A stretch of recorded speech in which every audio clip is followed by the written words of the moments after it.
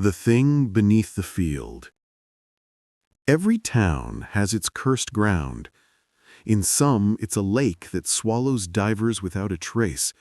In others, it's a house no one stays in for more than a night. For the town of Waverly, Kansas, it was a cornfield.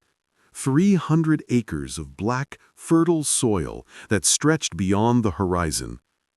Locals called it the Dunland. Nobody had planted anything there in over a decade, yet the corn still grew. Tall, thick, unnaturally green. Some said the land was blessed. The old ones whispered that it was fed. When Caleb Dunn was 13, he found his dog, Tucker, dead by the edge of the field. No blood, no wounds, just lying there with its mouth open, eyes wide, as if it had died mid-scream. The vet said it was heart failure, but Caleb had never seen fear like that on an animal's face. He remembered pressing his hand into the dirt beside the body, feeling it tremble faintly, like the ground was breathing. He never told anyone, not even his father. Now, 10 years later, Caleb had inherited the land after both his parents passed, his mother from illness, his father from what the coroner called an accidental fall into an old irrigation well. Caleb knew better. He'd found his father's fingernails torn and bloody, his expression frozen in horror. But the land was all he had left. And in Kansas, land is everything. He returned that summer, determined to bring it back to life. That's when the whispering started again. At first, he thought it was just the wind playing tricks on his mind, the long hiss of air weaving through miles of corn. But this had a rhythm to it. Every few seconds, a low murmur would rise beneath the wind, threading through it like a voice too deep for words. He turned off his tractor, and the silence that followed was heavy, suffocating. Then he heard it again, faint, but clear this time. Let it breathe. Caleb stumbled back. The corn rustled as if something huge was moving beneath it, crawling unseen through the rows. The ground bulged slightly, then sank back. He ran to his truck and didn't stop until he reached the house. That night, the wind didn't blow, but from his window, he could hear it, the faint hum beneath the soil, a pulse like the beat of a buried heart. A week later, Caleb noticed a patch near the southern edge of the field where the corn had wilted in a perfect circle.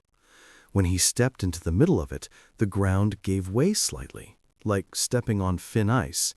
He knelt and pressed his palm into the dirt. It was warm, almost hot. He fetched a shovel. After digging only a few feet, the soil changed color, from dark brown to a slick, oily black that stank of rot and iron. Then the shovel struck something solid. It wasn't stone. It was curved, smooth, and when he scraped away the muck, he saw it gleam under the light. A bone. But not like any bone he had ever seen. It was wider than his thigh, polished like glass, and when he touched it, it vibrated. The ground shuddered. Caleb stumbled back as a deep rumble rose from below, not like thunder, but like something enormous exhaling. The earth cracked, and a thin jet of black liquid spat upward, splattering his face and arms. It smelled like decay and copper. That was when he heard the whisper again, clearer now, right next to his ear. Feed me. He dropped the shovel and ran. He drove into town the next day, desperate to tell someone. But how do you tell people the dirt is whispering to you? He ended up at the bar on Main Street, where Sheriff Donnelly sat nursing his usual beer. The sheriff had known Caleb's father. They'd hunted together years ago. Caleb told him everything, the whispers, the heat, the bone. The sheriff listened, then sighed. Son, your daddy used to talk about the same damn thing. Said there was something alive under that field. Told me he'd seen it moving in the ground one night. I figured he'd just been drinking too much." Caleb frowned. "And you never checked?" "I did. Dug down 20 feet. Found nothing. But when I filled the hole back up, the dirt wouldn't settle right, like something underneath was pushing back." He leaned closer. "You want my advice? Sell that land. Leave it be." But Caleb couldn't. The farm was his father's legacy. When he returned that night, the house lights flickered before he even unlocked the door, and on the kitchen table, carved into the wood, were 3 words: "Let it breathe." Caleb tried to ignore it. For 2 days he worked the other side of the field, keeping as far from the hollow spot as possible. But the coring there began to wither too, rows collapsing overnight as if something was moving beneath them. Finally, he called a local geologist, Dr. Erin Vaughn from Wichita State University. She arrived with equipment and a quiet curiosity that quickly turned to fear. After setting ground sensors and drilling a narrow core sample, she stared at the readings for a long, silent minute. "What is it?" Caleb asked. She looked pale. The scanner's picking up motion, about 60 feet down. It's big. Whatever it is, it's moving slowly, like it's breathing. Caleb swallowed hard. "Can we dig it up?" She shook her head. "No, you shouldn't disturb it." But that night, she returned alone. Her curiosity got the better of her. Caleb awoke at 2:47 a.m. to the sound of a scream. He grabbed his flashlight and ran outside. At the edge of the field, near the hollow spot, he found Dr. Vaughn's equipment scattered across the dirt. The ground there had collapsed inward, forming a pit almost 12 feet across. "Aaron!" he shouted. No answer. He knelt by the edge and shone his light down. Something glistened far below, something moving. Then he saw it. A pale hand reaching up from the darkness, fingers clawing at the dirt before being yanked violently down. The pit sealed itself, the soil flowing like water. Within seconds, it looked as though nothing had ever happened. Caleb screamed until his voice broke, but no one came. 2 days later, Dr. Vaughn's car was still parked by the house. Caleb called the sheriff, who came out with a team of deputies. They searched the property, found no trace of her, and accused Caleb of hiding something.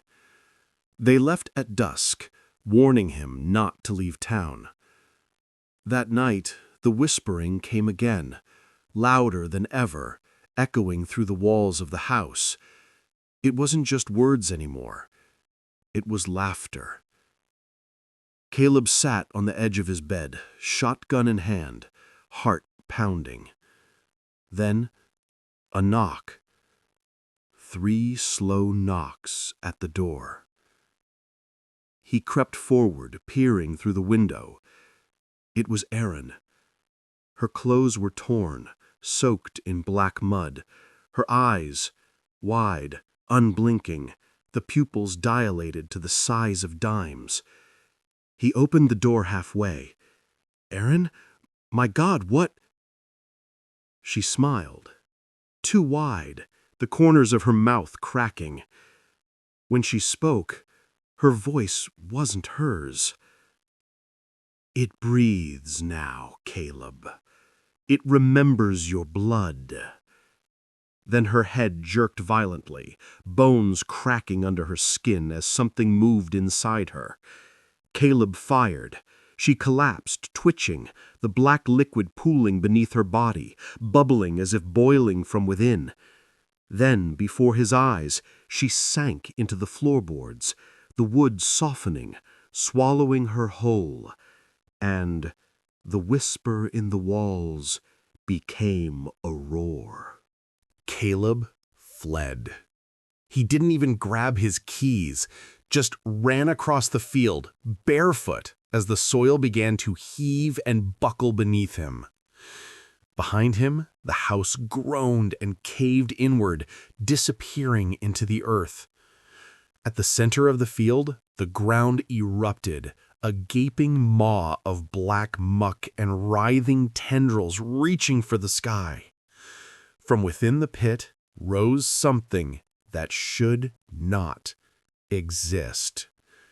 It had no fixed shape, a shifting, heaving mass of translucent flesh and bone, riddled with human faces pressed against the surface, screaming silently. Its skin pulsed with light from within, a red glow, rhythmic, like a heartbeat the size of a mountain. Every whisper he had ever heard now screamed in unison. Let it breathe. Caleb fell to his knees, hands over his ears. The sound wasn't just in the air. It was inside his skull. He crawled backward, watching as the creature unfurled higher and higher, the corn bending away from it like it feared the thing too. Then, as suddenly as it had come, it stopped moving. The whispers faded to a low, steady hum. The creature began to sink again, melting back into the soil. Within minutes, the field looked untouched, quiet, peaceful, as if nothing had ever happened. Only the hole where the house once stood remained. Caleb disappeared that night. Weeks later, the sheriff's men found his truck at the edge of town, doors open, keys still in the ignition. The engine was running, but there was no sign of him. Locals say that if you stand in the dun field after midnight, you can still hear him calling, a voice buried deep beneath the soil. The corn there grows taller than anywhere else in Kansas. Its roots, they say, reach deep, too deep. And if you press your ear to the ground, you'll hear it breathing, slowly, patiently, waiting for the next one to feed it.